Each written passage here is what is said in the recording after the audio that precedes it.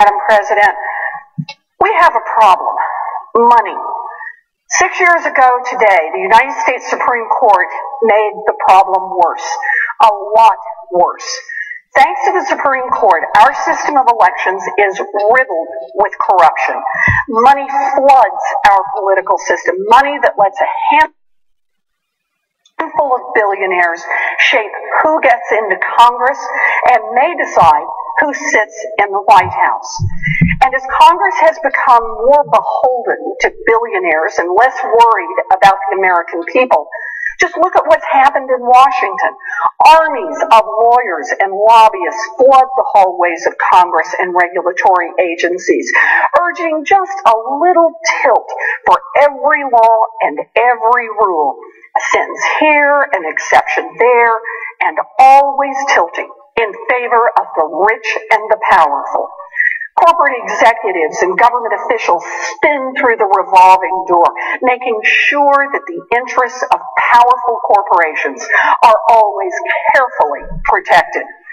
Powerful Wall Street businesses pay barely disguised bribes, offering millions of dollars to trusted employees to go to Washington for a few years to make policies that will benefit exactly those same Wall Street businesses. And corporations and trade groups fund study after study that just so happen to support the special rule or the exception that the industry is looking for. Washington works great for a handful of wealthy individuals and powerful corporations that manipulate the system to benefit themselves.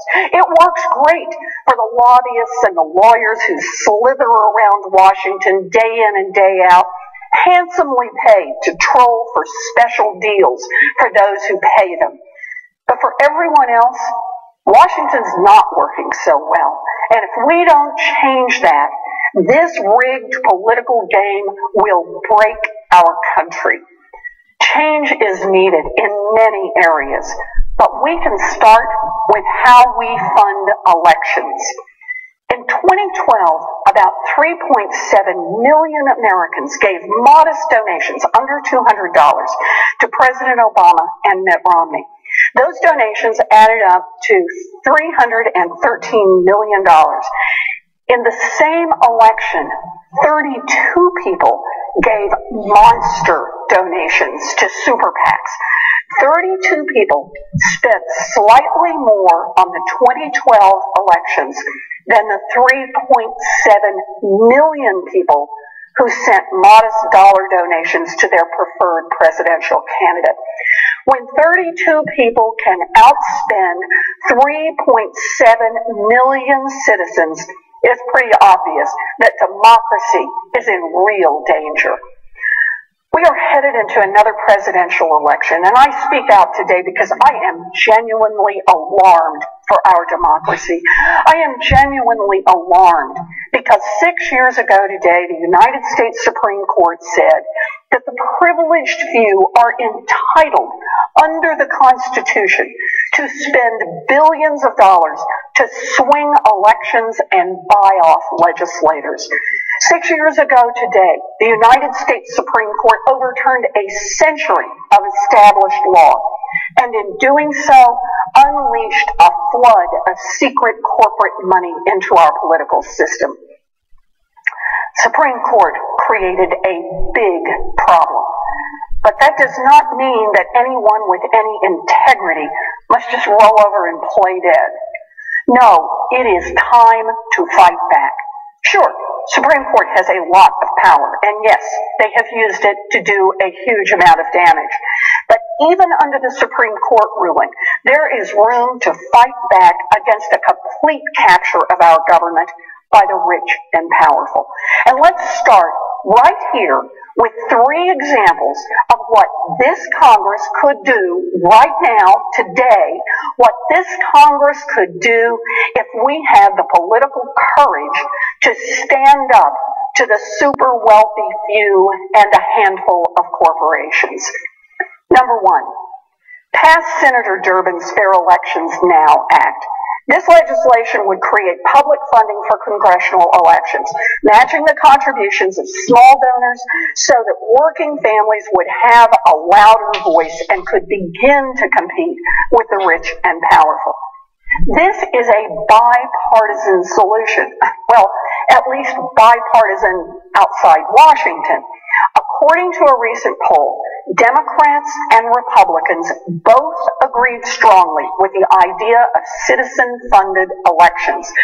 72% of Democrats and 62% of Republicans said yes.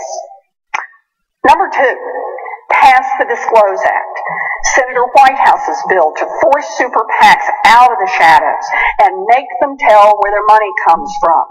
According to that same poll, 91% of Democrats and 91% of Republicans, that's right, 91% agree that super PACs and other special interests should have to disclose the source of their funding. Number three, pass the Shareholder Protection Act, Senator Menendez's bill, to force companies to tell their shareholders how much money they're giving to politicians and which politicians they're giving it to. This is the shareholders' money, and they have a right to know how it's spent. And if they don't like how the money is being spent, they can put somebody else in charge. That's three things Congress could do right now. But there's even more. The president could finalize an executive order requiring government contractors to disclose their political spending.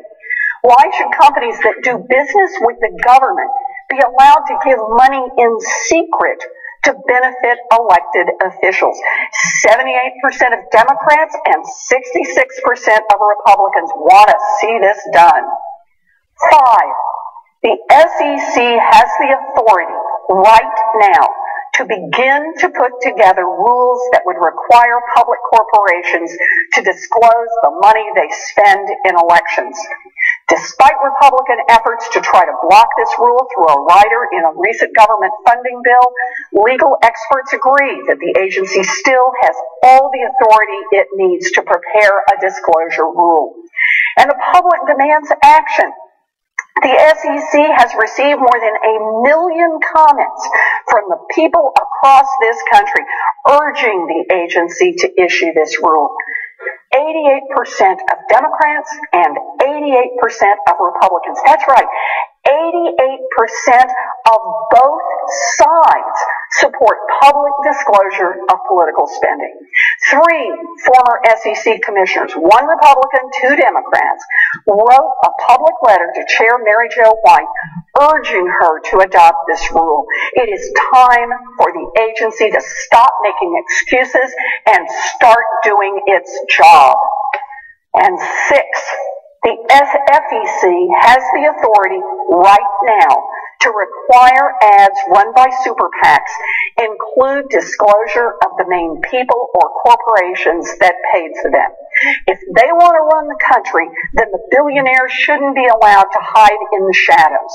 Make them step out in the open where the American people can see who's calling the shots. And there's one more step we could take. A full-blown constitutional amendment like the one pushed forward by my colleague Senator Udall to restore authority to Congress and to the states. Now, I got to say, I am reluctant to take on a constitutional amendment, but we need to defend our great democracy against those who would see it perverted into one more rigged game where the rich and the powerful always win. And that means taking every step possible, including amending the Constitution. 6 ideas that would help bring an end to a corrupt political system. 6 ideas that Congress, the administration, the SEC, and the FCC could put together right now. And the 7th idea, a constitutional amendment that we could begin working on today. This Congress doesn't lack for workable ideas for how to root out the influence of money in politics. This Congress just lacks a spine to do it. 6 years ago, the United States Supreme Court turned loose a flood of hidden money that is about to drown our democracy. We can blame the Supreme Court. Heck, we should blame the Supreme Court. But that is no excuse for doing nothing. A new presidential election is upon us. The first votes will be cast in Iowa in just 11 days. Anyone who shrugs and claims that change is just too hard has crawled into bed with the billionaires who want to run this country like some private club. All of us were sent here to do our best to make government work. To make it work not just for those at the top, but to make government work for all people. And it's time we start acting like it. Thank you, Madam President. I yield my time.